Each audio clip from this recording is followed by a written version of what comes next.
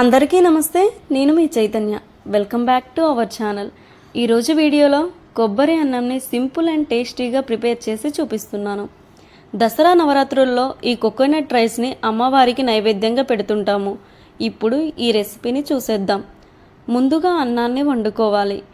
క్విక్గా అవ్వడానికి కుక్కర్లోకి రైస్ని తీసుకున్నానండి.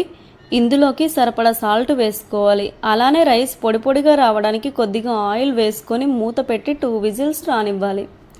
ఉడికిన అన్నాన్ని బేసన్లోకి వేసి పొడి పొడిగా కలుపుకొని పక్కన ఉంచాలి.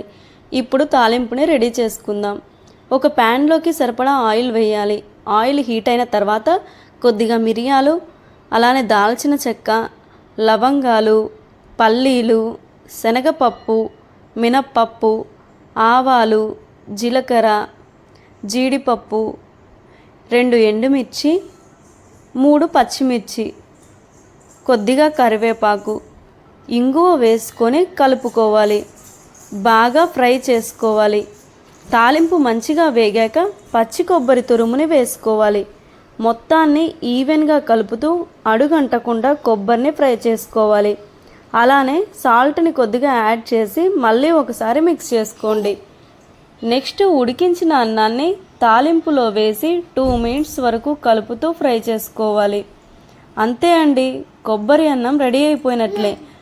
చాలా రుచిగా ఉంటుందండి ఈ కోకోనట్ రైస్. తప్పకుండా ఈ నవరాత్రులలో ట్రై చేయండి.